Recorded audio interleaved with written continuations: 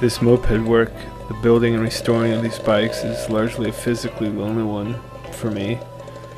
We have a pretty decent moped gang and small bike community here in Maine, but because of the long winters and so forth, our riding season is pretty small. So a lot of the work I do to these things is primarily done by myself on my back porch and in my spare bedroom.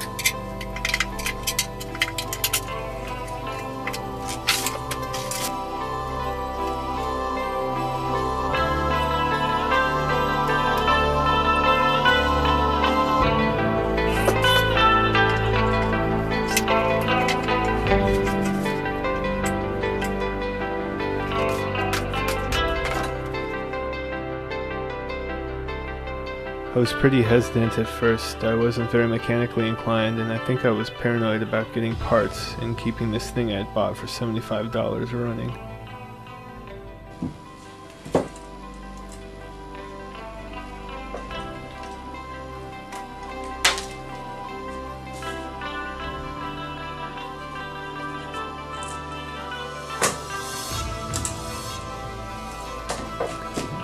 Now I think if I had plenty of replacement parts, I could ride forever, non-stop across the country, just continually fixing the moped as I go.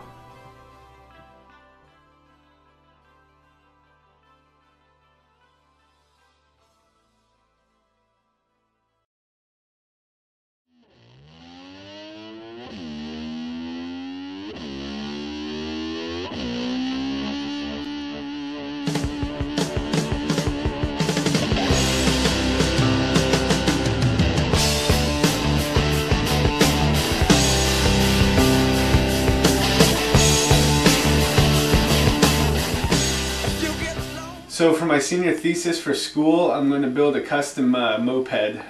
My fellow students have known about my moped obsession for quite some time, and they've always kind of like pressured me into making the moped obsession something that I do artistically, in terms of maybe documenting it photographically or something of that nature. I was always pretty hesitant to do that because mopeds already take up so much of my time and money and energy, and I really, would much rather focus solely on the sort of art making and the practice of me being an artist.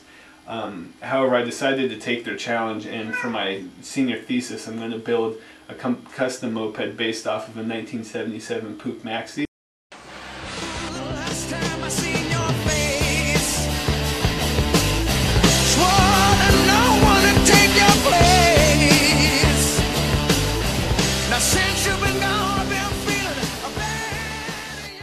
So this is a blueprint that I sort of drew up to kind of help me along with the building process of this bike. It's a 1977 Puch Maxi, which is what I'm going to start with.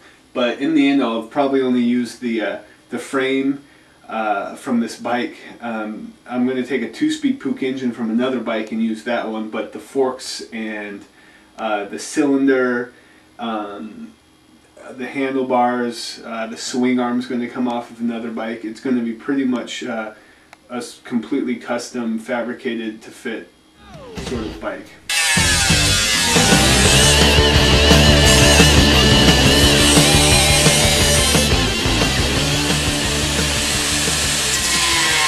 Start working on mounting the brake plate back here because it's going to be a little difficult with the rims that I'm using.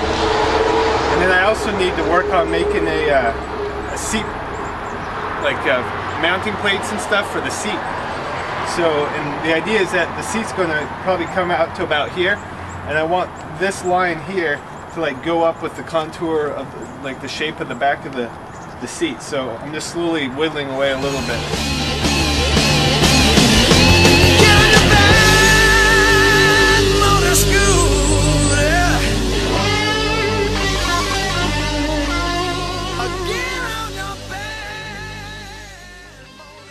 I also got the rear end almost perfect. I put this huge ass tire on the back, which is a 3 1/4 inch tire. Normally they come stock with 2 1/4 inch by 17 inch tires. These are 16 inch rims. But the tire was so big that the shocks I had, it wouldn't fit. I wanted to use these. These are 270 millimeters, so it made the bike really like low and short in the back, but they won't fit with the tire. So I got, these are just a little bit longer, and I stole them off of a bike on the back porch. So now I need to find another set of shocks somehow or another for either this bike or the one on the back porch.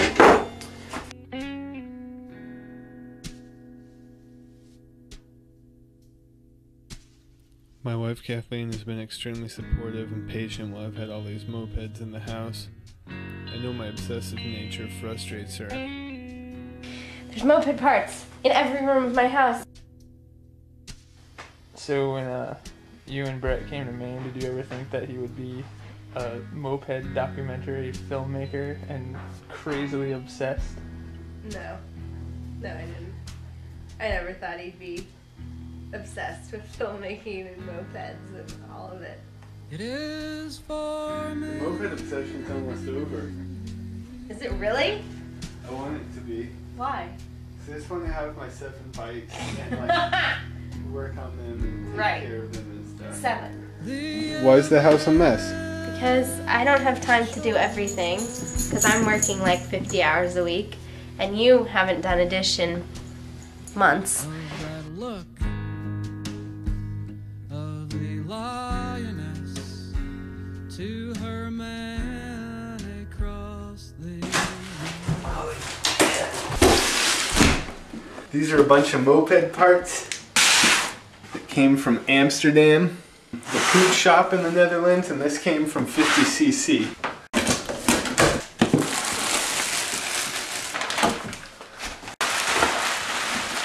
This is an aftermarket exhaust header, carburetor gaskets, clutch springs, exhaust gaskets, the intake manifold, your bearings, bearing race.